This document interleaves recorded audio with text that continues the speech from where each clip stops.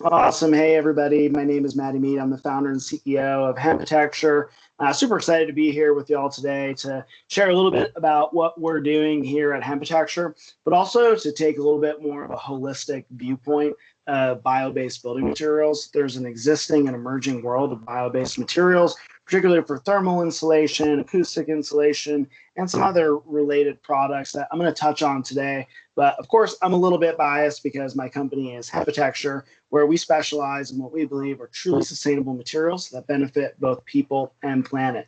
I see some familiar names in the chat, so it's great to see people here. And maybe some of you have heard me give a similar presentation to this today. And if you're here, you probably already know a little bit about the problem with the built environment. That problem is that the built environment is responsible for about 40% of our domestic greenhouse gas emissions. So breaking that down visually, that's from both building operations, keeping the lights on, keeping it comfortable, warm in the winter and cool in the summer, as well as 11% going into building materials and construction. So this is data from Architecture 2030, which is a great organization I recommend you check out if you're interested in learning more about this issue in the built environment. One of the greatest opportunities for reducing embodied carbon in the built environment after concrete is insulation, and sometimes that's with no price premium. Concrete is a really important segment that we tackle, but from our point of view, it's not necessarily a low-hanging fruit, whereas insulation is a low-hanging fruit. There's a lot of great work being done in the concrete space. We have friends over at Brimstone, Cody Fink, who are really working on pioneering this sphere of low embodied carbon concrete. But as I mentioned, insulation, it's a huge opportunity that we have to pay attention to if we're going to affect that data point of our built environment being responsible for about 40% of our carbon emissions. So I'm going to frame this presentation around the bio-based opportunity. Of course, we're going to talk about hemp building products and what we do at Hempitecture, but to zoom out a little bit, let's talk about the bio-based opportunity. And from our point of view, the bio-based opportunity is reconciling embodied carbon with operational carbon. So again, most of the folks in here are probably somewhat familiar with these terms. Embodied carbon is the carbon that is emitted from all the materials that we use in our buildings. So from the concrete to the shingles and everything in between. And operational carbon, that's that carbon emissions that I mentioned before from keeping our homes comfortable, lit, powered, so on and so forth. So bringing those two together is something that bio-based materials really present a tremendous opportunity to reconcile those two. There is a big world of bio-based raw materials. We're seeing more and more bio-based products come out in the United States, but also we can look to Europe for some great examples of really mindful materials, materials that are using regional or local resources. I was actually in Denmark not too long ago for a business trip and visited a manufacturing facility where they were actually taking seaweed and turning that into an acoustic panel. So super cool stuff. But first, we're going to keep the focus on industrial hemp. So I spend a lot of time trying to explain what hemp is and what it isn't. I'm in Idaho, so sometimes I have to explain that a little bit more than maybe if I were in, say, New York State. But don't get me wrong, I love Idaho, and industrial hemp is legal to grow here because industrial hemp is an agricultural commodity. Industrial hemp is made up of an interior wooden core with an outer fiber bundle. That outer fiber bundle is the bast fiber that we use in our insulation products. So just to clarify, when we talk about industrial hemp, this is agricultural commodity grown hundreds, if not thousands of acres at a time, not cannabinoid CBD producing industrial hemp. This is purpose grown for fiber and for that inner wooden core, which is called hurd. So I'm going to talk a little bit more in future slides about why hemp, but this is a graphic from the Rodale Institute, and I think it really encapsulates the benefit of rapidly renewable plant-based resources. That is CO2 being absorbed by the plant. It's being taken down into the soil, and that root system that industrial hemp has, it breaks up compacted soils. It helps rejuvenate soil quality. It fixes nitrogen levels in the soil.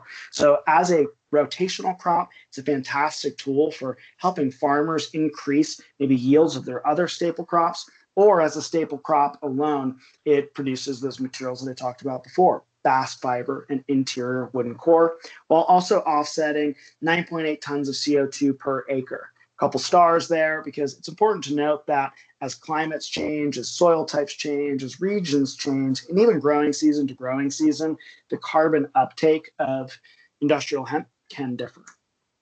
So what do we do at Hempitecture? Well, we are focused on designing, developing, and implementing building materials that are bio-based, plant-based, primarily from rapidly renewable crops, industrial hemp, of course, to lower the impact of embodied carbon, while also helping replace conventional, toxic, or synthetic materials. So, there's a lot of building materials out there. When we say replace, our products are designed to be one-to-one substitutions as best as they can be. So you could choose to use mineral fiber or say fiberglass or a natural fiber product. So we'll talk more here about our product lineup.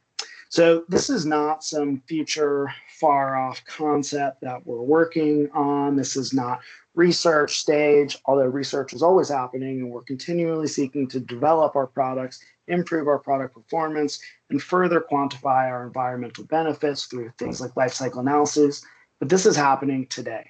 We have a 33,000 square foot production facility in Jerome, Idaho. You can see the photo there on the left-hand side of the screen. It's agricultural heartland of southern Idaho. Not too far from our facility, hundreds or if not thousands of acres of industrial hemp are cultivated now in Idaho, and we're able to source our fiber from a number of farmers. So there's a lot of benefits to industrial hemp, not just for our building products, but for helping stimulate rural economic agriculture. So more on why hemp fiber. It's a phenomenal crop. The root system breaks up compacted soils. It fixes nitrogen. It's rapidly renewable. It can be grown to maturity on a 3 to 4 month cycle. It also is pretty versatile across climate zones. And this is actually sort of a newer development, the versatility of industrial hemp across climate zones, particularly in the United States. That is because we're the only industrialized nation on earth to prohibit industrial hemp to be cultivated. So we actually lost a lot of the genetic cultivars that maybe worked well once in Texas. And what works well in Texas isn't going to work as well in New York or Idaho. So industrial hemp is now experiencing more versatility across different climate zones, different regions in the United States, while really serving as a carbon capturing engine. And this carbon capturing engine for our products can be grown with sometimes no water. We actually source from some suppliers that grow completely dry land. Now, it's probably no secret that if you are growing dry land versus under irrigation, your yields are going to be different. And maybe also the carbon uptake figure is going to be different from dry land versus under irrigation. But in our climate zone, around 6,500 pounds of biogenic carbon are stored per acre. The resulting materials, as I mentioned before, are this outer jacket. You can see that outer jacket being peeled off a stalk here. This is actually a photo I took in Montana visiting one of our suppliers. And what's left is that interior wooden core. We take this fiber and we blend it with other natural fibers, as well as functional fibers, performance fibers, fibers that help us achieve the goals that we want to achieve.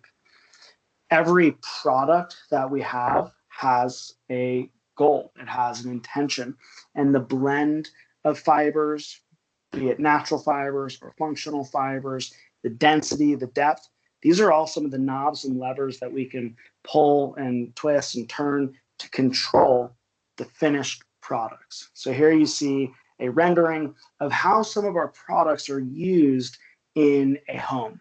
Now, we started off with a focus on some years ago, hempcrete or hemp lime. It's still something that we do today, but today our primary focus is really on this one-to-one replacement concept of how can we help bring bio-based materials into the home or the built environment while helping maybe reduce or even eliminate, in some cases, the use of more carbon-intensive materials. Our first flagship product that we came out with in the United States was hemp wool. We actually came to market with a product that was produced in Canada by our friends in Quebec. But when you're transporting insulation across the country or internationally, you really start to erode the carbon benefits of the product itself, with, of course, transportation emissions. So our focus today is utilizing regional supply of industrial hemp fiber and ultimately regional manufacturing footprints to provide some of the lowest carbon, best in class bio-based products.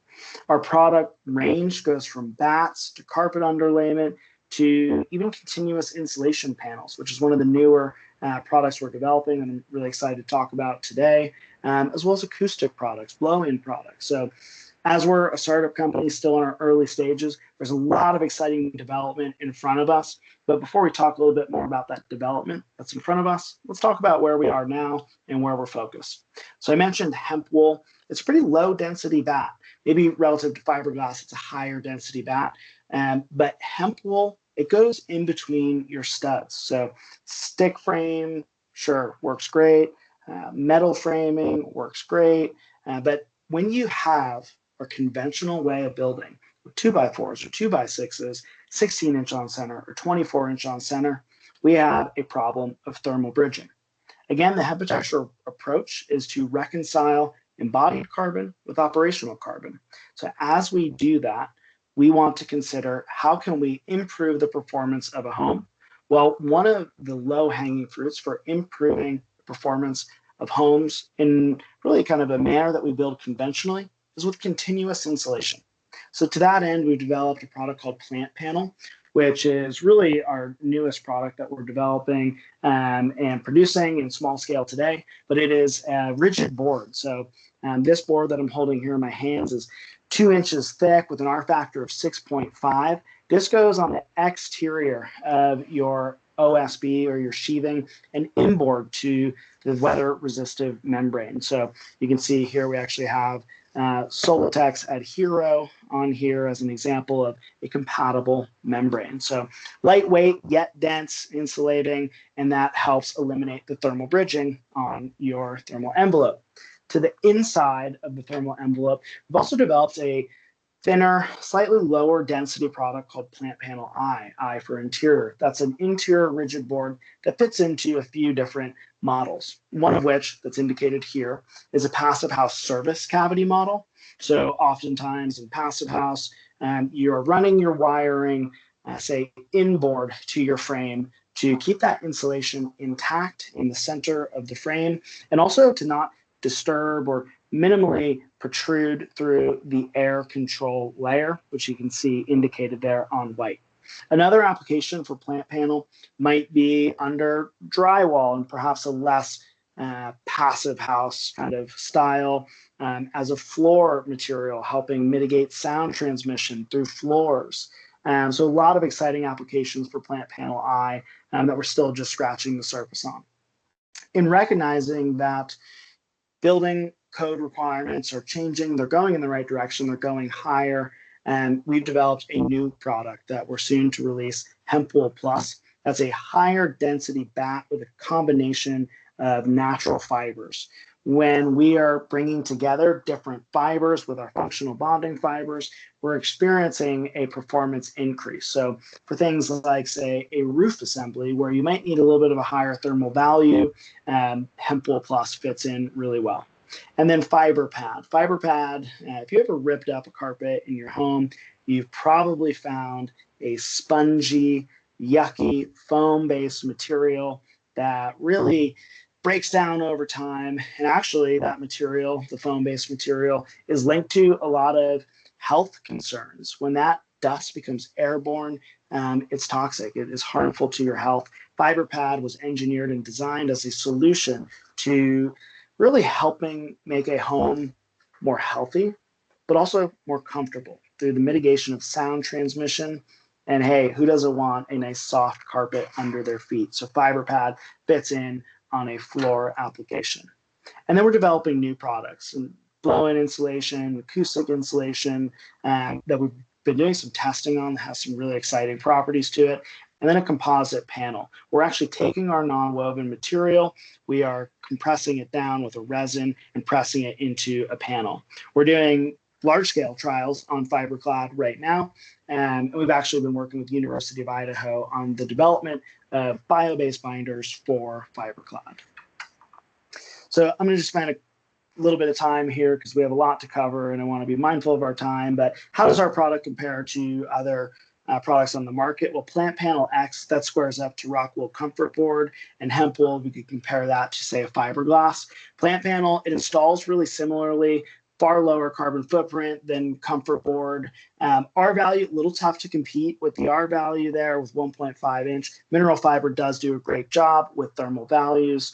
And then hemp wool on the other side of it here, R3.5 or R13 for 3.5 inches. Price, yeah, today we're a little bit higher, but we have a pathway to parity. And it's super important to understand that as we move forward, we're working to create more competitive prices because biogenic, bio-based products are great, but they also need to compete, not just in terms of performance, but in price. We've been doing some sound testing, and this is an ongoing thing. We actually have some materials right now with University of Oregon doing a much more comprehensive sound analysis on all of our products. One of the products that we're really excited about in terms of sound performance is Plant Panel X. This is a sound tube absorption test. So at a frequency of around 1,000 to 1,500 hertz, we're offsetting or absorbing 99% of sound. So super exciting. We're early in our business. We set up our manufacturing facility in 2022 into 2023. Probably no worse time in the history of our country to be setting up a manufacturing facility when there were massive COVID supply chain delays. So it did push the project back a little bit, but we cut the ribbon on our facility on February 17th of 2023. So we're just over a year now into production, and we're taking off different product traction milestones. One of the biggest ones we're working through right now is ICC-ES, but all of our products have undergone some level of ASTM standards testing. And then we're also pursuing value-added certifications, USDA certified bio-based product. One thing that I just want to talk about briefly here about USDA certified bio-based products is as we look towards where bio-based materials are today and where they're going into the future, I think we're going to see USDA certified bio-based product more and more. And I think more and more companies, even of the non-bio-based or biogenic source, are going to be looking to increase their bio-based product content. Again, I think the world of bio-based materials is really growing, and it's not just in building materials, it's in a lot of facets of materials and things that we interact with on a daily basis. I actually learned of USDA certified bio-based looking at the soap on my sink and said, wow, this is really cool that it has bio-based product content. So this is an important label to look out for. I mean, I think we're going to see more and more of this in the future. Health product declaration, another super valuable sort of value add certification that I think today we might consider value add, but in the future, I think it's going to become commonplace. COVID, the pandemic, I think it changed people's perception on, wow, I spend a lot of time indoors. I wonder what impact the materials have on my health. What is surrounding me? What is it off-gassing? Health product declaration helps certify the content of your product and highlight if there are any hazardous materials to human health. So where are we today? Where are we going? Well, today we're located in southern Idaho. Southern Idaho is really one of the agricultural heartlands of the Rocky Mountain West, and it really is actually the breadbasket of industrial hemp cultivation in the Northwest as a whole. We're sourcing industrial hemp fiber from Idaho, from Montana and Alberta, and slightly less, but also in Oregon. We've created a model in Idaho that we believe can be replicated, can be brought regionally. And I think when we think about bio-based materials, it is important to take a regional approach to bio-based materials. I would love to say that our materials are the best materials out there, and whether you're in the northwest corner of Washington or in Florida, you should be purchasing our products, but maybe there's more local products that are bio-based that still maintain that biogenic carbon uptake, that low carbon footprint through regional sourcing. So now I'm going to transition a little bit away from talking about our product roadmap, what we're doing as a business, and go a little bit more into life cycle analysis. I will admit I'm learning a lot about life cycle analysis as well as the process of environmental product declarations. I think it is important to be able to quantify the carbon footprint of your products, the impact that it has.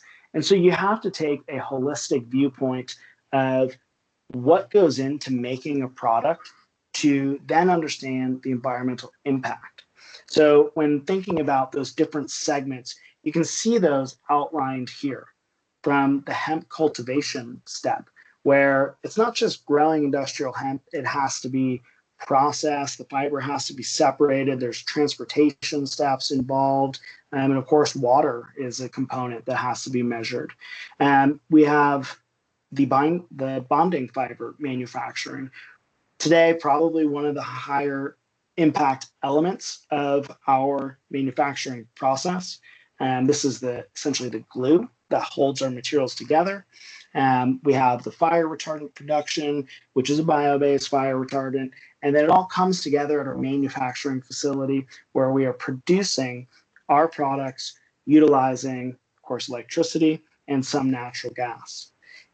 At our facility, we're really proud to say that we source 100% of our energy from certified renewable resources. So solar and wind is our electricity mix in Idaho.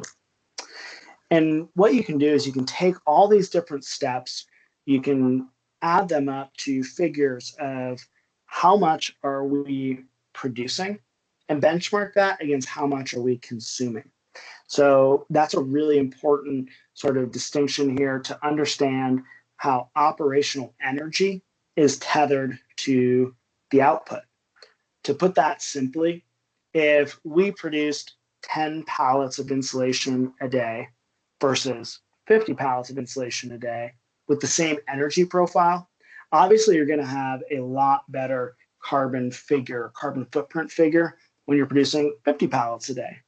Now, for us as a new business in the manufacturing space, we've really seen our operational efficiency by and large increase. Starting manufacturing business, it's tough, it's hard, but we are seeing this gradual increase. And of course, as you gradually increase your production efficiency, it's not necessarily going to remain a one-to-one, your energy consumption stays the same. But what we're seeing over time is that as our operational efficiency increases, we're lowering the amount of energy spent per functional unit. Now, functional units can be different. We'll say in this case, functional unit might be 1 square foot of our insulation at a certain depth. So we're seeing that operational energy decrease. So we're still kind of in the early innings of our life cycle analysis that is completely based off of our own supply chain, unique to our facility, unique to our energy mix. And I think one thing that's interesting here is, well, a few things. Shipping is a pretty high emitter. Polyester for the bonding fiber, which we use in very small components, 8% of our hemp wool product, whereas in other products we use actually 100% recycled bonding fiber, which lowers that impact. But natural gas as well. Natural gas is bonding these materials together. And so we are still learning how to account for biogenic carbon in our model. We actually are pretty excited. We just bought a license today for a new carbon accounting software. Our team at University of Idaho is leading the charge on this. But we're seeing very close global warming potential for hemp wool based on two scenarios, two different transportation scenarios. Interestingly, the scenario number 2 on the right is shipping material overseas. Kind of surprising to think that you could ship a container overseas and it has close to as much of a global warming impact as it would be shipping from, say, North Carolina to Idaho. So really thinking about logistics, really thinking about how can we lower our carbon footprint at every twist and turn. So I mentioned biogenic carbon, and I'll point out that there's a biogenic carbon challenge.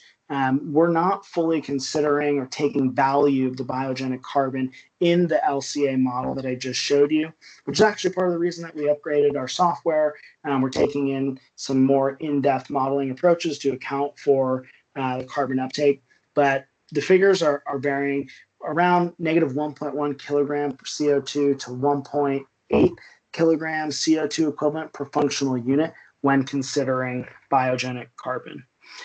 Ultimately, this is going to be a super transparent thing. Today, I'm sharing with you kind of some of the things that we're working through on the back end and the challenges that we're experiencing, and also just expressing the general uncertainty of, hey, this is a little bit new, and industrial hemp and rapidly renewable crops for building materials and environmental product declarations, they've not been done before, but for us, with our own manufacturing facility, our own logistics supply chain, these are the challenges that we're facing. We're going to be working soon with a EPD verifier to make all this information above board. You'll see every step of the way how our products are responsible for greenhouse gas emissions, or where they're responsible, and then where are we offsetting greenhouse gas? Where are we storing carbon dioxide? I'm going to spend just a little bit of time on this, but this kind of speaks to the operational carbon opportunity. So in working with University of Idaho's Integrated Design Lab, which does a lot of work on operational carbon, probably more so than embodied carbon, we took a look at a climate zone. Well, we took a look at New York State and the climate zones within New York State, and we kind of took a look at what is the existing housing stock, what are the styles, how much energy are they using per year. And we found some really interesting, rather surprising statistics here, that in Climate Zone 5 in New York, there's 18% of homes without wall insulation, 5% of homes without ceiling insulation. Climate Zone 6, 9% of homes without wall insulation, much less without ceiling insulation. But there is an incredible operational carbon savings potential when we think about the low-hanging fruit of the building stock. I think there's a lot of great organizations that are thinking about how can we retrofit the building stock to be more operationally efficient. And I think that those same organizations are also thinking, how can we make them more operationally efficient while using carbon smart or bio-based material? So this chart here with the figure on the bottom of 1.2 CO2 savings for New York State, that is just for retrofitting this low-hanging fruit. So looking back on this map, you can see these climate zones indicated here, 1.2 million metric tons of CO2 equivalent. And this is just in New York State. Why New York State? If we're an Idaho company, we're doing a lot of work in New York State. Actually, my time and story as first an architect, but secondly, founder of Hempitecture began in western upstate New York as a college student at Hobart College. And we were just recently awarded some funding from NYSERDA to help develop products to lessen the impact of embodied carbon in upstate New York. So now I want to zoom out a little bit and just kind of maybe open the floor for what I think are other great opportunities that are out there.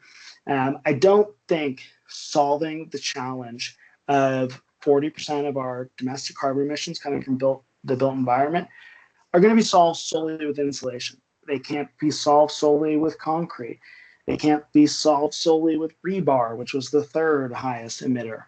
It requires a holistic approach. Like I said, one problem or one product will not solve this. I think systems thinking can help. Also, before I mentioned the importance of regional. I think we really should be thinking regionally about our materials. And again, while I said it'd be great if you were in Florida and you wanted to buy our materials, that's amazing. Or maybe you're in Massachusetts and you're looking at what materials you might use. Well, maybe you'd consider timber HP for wood fiber insulation, which is more local and regional to the Northeast and New England. So we need to think regionally. We need to have a holistic approach. Let's look to bio-based. I really think that bio-based is going to represent more and more market share. And we're seeing this in some of the biggest players already in the built environment with the incorporation of bio-based ingredients and then that eagerness to carry that USDA bio-based certificate logo. One example of a mainstream large insulation producer that is incorporating bio-based materials into their products is Knauf. They are using formaldehyde-free binder, and that binder is holding together the fiberglass. So as we move forward and as the importance of embodied and operational carbon become increasingly more underscored, I think we're going to see more and more companies, big and small, work to incorporate bio-based materials. So this is that chart from before. There's this emerging world of bio-based materials. I'll say it's emerging. I'll also say it's here. It's happening.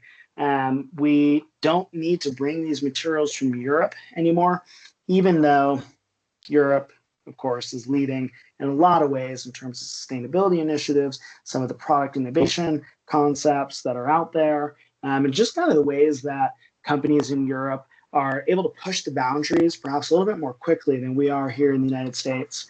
A friend of Hempitecture, Chris Magwood, who's with the Rocky Mountain Institute, he does a really cool feature on LinkedIn where he does Material Mondays, I believe it is. And he's always highlighting a different material. Usually they're from a country across the world, and you'll see everything from insulation products to wall boards. I think the most recent product I saw was a corn-based wall board.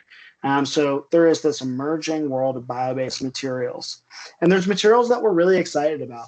Mycelium insulation, super cool. And I think mycelium can actually transcend insulation. There's a lot of applications outside of just insulation.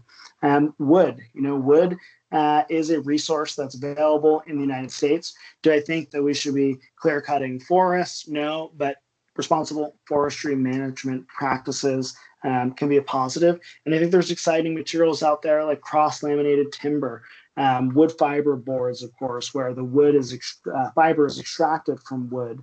Styco and Gutex are some of the European leaders. Timber HP is one of the newer companies in the United States. Again, when I say a holistic approach, one material can't solve this. Let's think about all the elements of the home, all the facets of a home. We have insulation, studs, drywall, and then even that material that finishes our drywall, like a latex paint, that has an impact on our health. So we're excited about things like lime, mineral finishes in place of hemp, natural fiber carpet underlayment.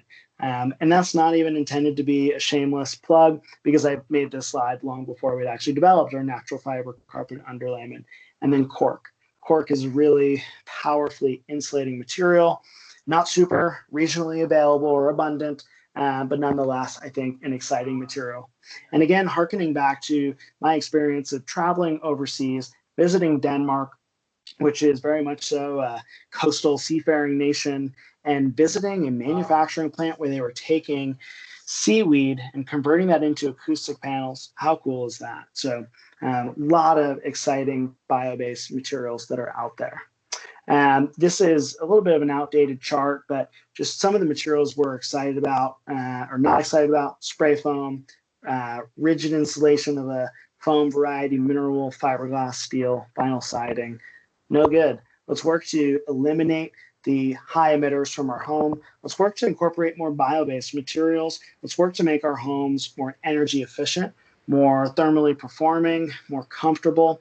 And not only will that benefit you and your family, it will also benefit our planet, which, of course, at the end of the day is what Hempitecture stands for as a public benefit corporation, benefiting people and planet through truly sustainable materials that offset and store carbon dioxide. So thanks again, everyone, for your time. Hopefully I will see you all at the EBA conference this year in Salt Lake City, which in the Rocky Mountain West, that's like as the crow flies. Might as well be down the street, 4.5 hours away. So thanks again. Hey, Matthew, a couple of questions came in. Do you have time for some? Yes. Great.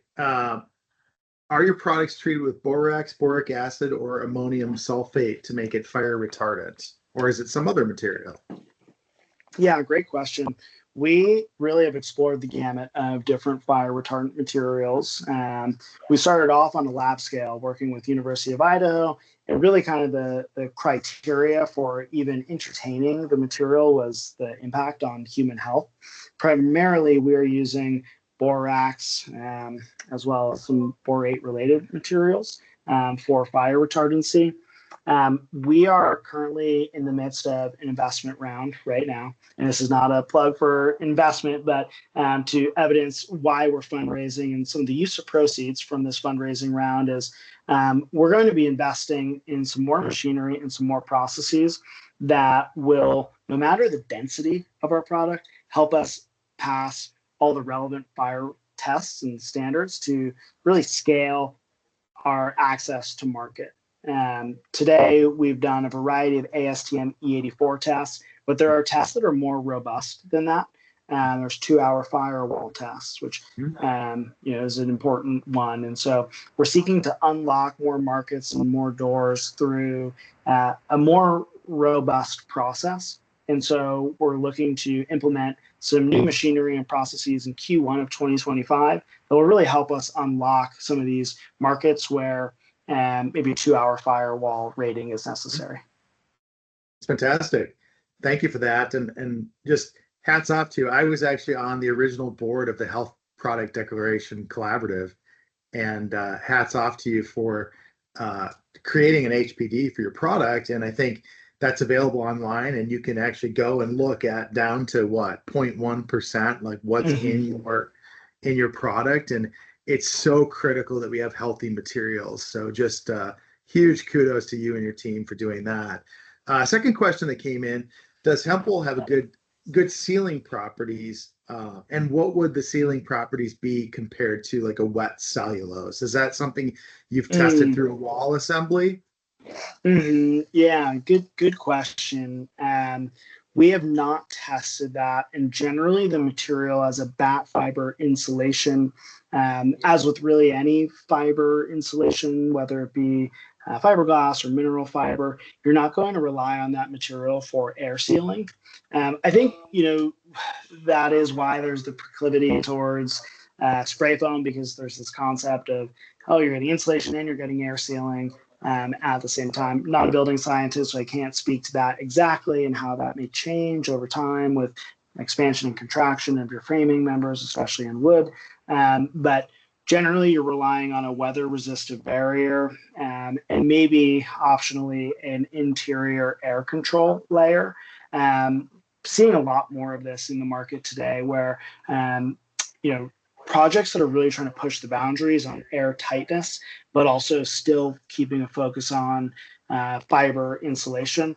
They're using a product like Intello, which is a interior air barrier. Cellulose is probably a product that I should mention on my slide there about materials that we're excited about. I think cellulose has a lot of great applications. I'm a little less familiar with the wet sprayed cellulose and how that kind of maintains over time and its effectiveness as a air sealant. But I think there's, again, an exciting world of bio-based insulation, and cellulose is certainly part of that. Yeah, and I think you gave great advice that it's probably better to rely on the weather-resistant barrier for your air sealing membrane for the structure. And I'm sure that your product would perform admirably with a great product like Intello, either inside of it or outside of it. So it's kind of a match made in heaven with some of those products that are out there. And Intello is not the only one, but one thing that I generally feel is pushing our enclosures further. Maybe there is a slight price premium when you're going in the direction of using interior air control membranes, but the long-term benefit, the protection that you provide to not just the insulation, but the structure, I think is immense. Yeah. We have a question that came in on the slide with the 16% reduction potential in embodied energy and or carbon is possible for insulation, 33% or so with concrete. Please describe a bit of the calculations or basis used to arrive at those figures. And that might be beyond the pay grade for you and I here today. even though I've also done a lot of EPDs and HPDs. Minorly above my pay grade, and a really great resource for that would be Rocky Mountain Institute, who actually put together that chart. So we have that data cited there with RMI, who really are some of the leaders, and I think being evangelical for embodied carbon reduction. I don't know the exact calculus of how concrete could amount to a 14% or 33% reduction. And again, like, concrete's so ubiquitous, it's so everywhere.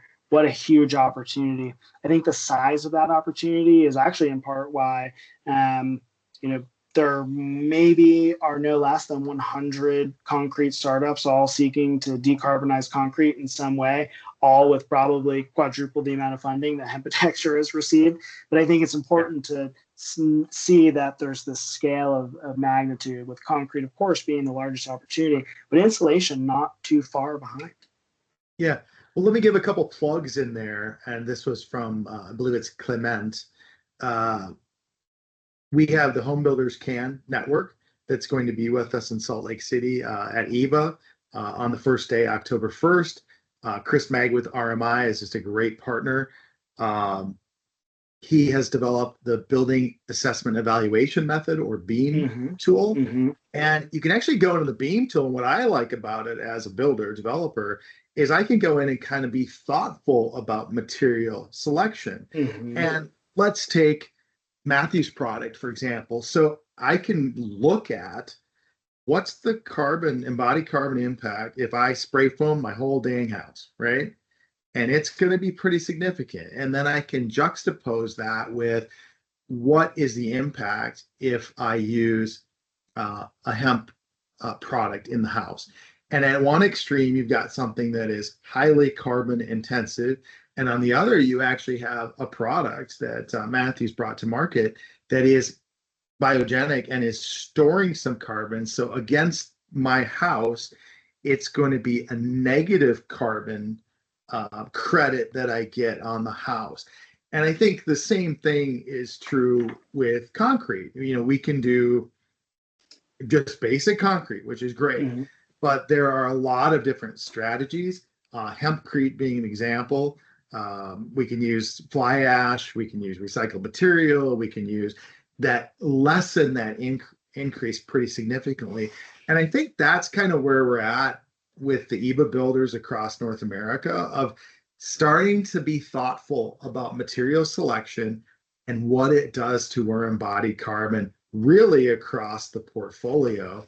And then finally, I'll give a plug for, we have a 2-day training course, Net Zero Carbon for Building Professionals, that really dives into this pretty deeply, if you'd like to learn more. So sorry, Matthew, I also did some advertisements for EBA at the same time, but we're all kind of going on this journey together. And I think that, again, having the data to compare thoughtfully against other products is where the industry needs to be. So hats off to you.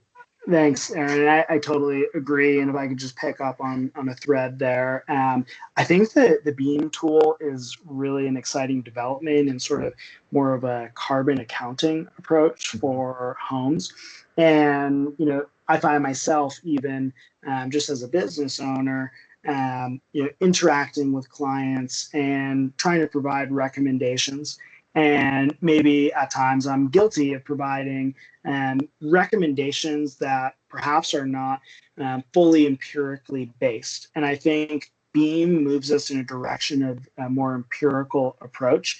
An example of that, Aaron, is, I sometimes, am a little negative about spray foam. There are probably ways to build foam free. Some contractors may feel that's not the case. And that foam is absolutely a necessity, and depending on where it is in the envelope. And to give an example of this in a story, we had a client come to us and say, we're definitively dedicated to using spray foam, but we still want to find a place for your product to fit in, because we like what you're doing. We like the agricultural health, all the Mhm. aspects that you represent. And one of the strategies that we came up with in consultation with their architects and their energy engineer was a flash and batt strategy. Flash and batt is not new. Yeah. Flash and batt is often used with a thin layer of closed cell sprayed against your OSB or your sheathing, and then a batt is placed on top of that. And we Mhm. said, well, what if we reduce the amount of spray foam in your walls, and then we fill the rest of your cavity with hemp wool, Mhm. which likely has more sound absorbing properties, and then at least the interior of your home is lined with a healthy batt material. And just going back to the beam, I'd be really curious to see how that type of scenario plays out from a carbon accounting perspective. Because Oh, for again, I sure. think all things are going in this direction of like let's have the data, let's have the Yeah. numbers, and so Right. to be able to provide that recommendation with certainty in the future, you and say, hey, we're going to reduce the spray foam, but maybe closed cell has a higher carbon impact, and maybe you're actually not much better off. That I don't know. But I Yeah. think the Beam tool represents a great opportunity to provide more data-driven insights to customers and builders across the United States. That's right. No, great point. Well, in our last couple of minutes, I'm just fascinated. I mean, we got a little bit of your background and story from the Hobart days and architecture, but can you just leave us with kind of what's been your journey and how did you get into this industry and what inspired you? I'm just so fascinated by it. Oh gosh, the journey has been a roller coaster, but I'm super fortunate to be where I am today. And it's not solely due to myself, it's due to the team that I have around me and the people that help drive Hempitecture forward on a daily basis. So I'd be remiss to not say thanks to them. But Hempitecture actually really began as a dorm room idea. I was a student studying architecture. My senior year of college, I did a thesis project where I actually tied together my environmental sciences minor and my architecture major and conducted a study that I called the contemporary relevance of Earth architecture. I learned about that statistic 40% of our built environment emissions from buildings, or emissions are from buildings, and said, how can we solve that? What is a pathway to solving that? I asked the question, what did people build with before we invented these highly carbon intensive materials? And it's actually quite a simple answer. People built with the earth, and they built with the earth that they had around them. So Mhm. what might have worked in Santa Fe might have been different than New England, or what worked in Africa might have been different than Northern Europe. And people used what they had around them. And I became so enamored with the concept of using rapidly renewable crops, not just industrial hemp, but flax, canaf, jute, which all have different regional applications. Became so enamored with that concept. I actually went back to my architecture professor, who's my advisor for this thesis. I said, I'm redoing my whole thesis topic. I'm making it all about hemp-based building materials. She was like, dude, you're crazy. You have like 3 months to finish this. Why don't you channel your enthusiasm in a different direction? And I did. I channeled my enthusiasm through a business plan competition where the first iteration of Hempitecture, actually with the same logo that we have today, was presented on stage in 2013 to an audience of 250 people at the New York State Business Plan Competition. I was in the top three out of hundreds of businesses, and it would have, for me at the time, would have been a life-changing opportunity, I thought, to have won that competition. Instead, I was laughed at. People said, "You're trying to build a house out of a Schedule One substance. You are crazy. How is this going to work?" And it kind of almost strengthened my resolve to keep pushing forward. Of course, in 2013, industrial hemp was federally illegal to grow. And my response to that judge that said, we're trying to build houses on a Schedule One substance was, well, in 5 years' time, it's not going to be. We're the only industrialized nation on earth that doesn't allow this. This agricultural commodity is going to come back, and I want to be on the forefront of it. And not to say that I had a crystal ball, but 5 years later, in 2018, the Farm Bill was passed, which made industrial hemp federally legal to grow. And that was really sort of the reincarnation point of Hempitecture, where we formed as a public benefit corporation formally, and were incorporated. Up until that point, from 20 2013 to 2018. I actually was still building Hempitecture, working 2-3 jobs at a time, ranging from architecture to hands-on custom construction. I had a realization from my world of architects, and no offense to the architects out there, because we are one. I am you. We're the same. But realize there's a little bit of a disconnect sometimes between the world of designing in software and through CAD and drawing to the hands-on world of implementation. And that realization actually came through a design build project I did. What an incredible experience to do design and then go out and build what you tried to draw in the studio, and you're trying to put it together and like, this doesn't quite work. So it was that realization that encouraged me to get more experience in the built environment, and completed a number of hempcrete projects from 2013 to 2018.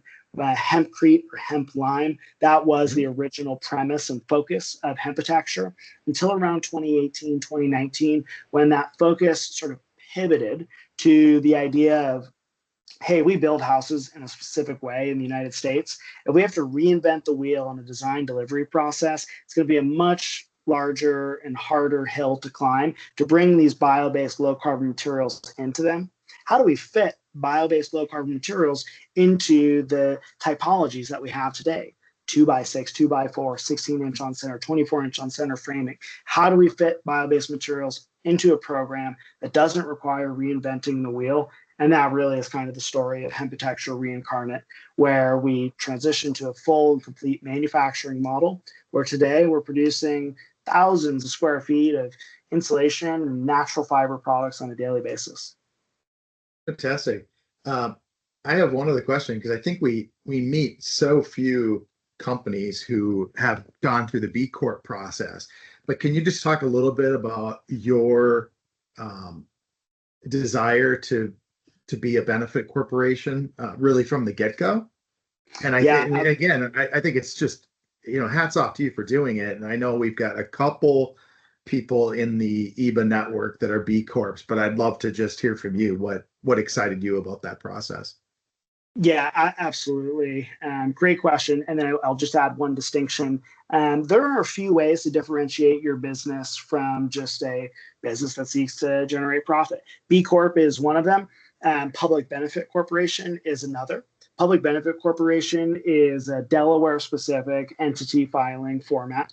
And to get a Public Benefit Corporation certification certification, you have to have a filed mission statement that specifies how you, in very clear detail, are going to do more than just generate a profit.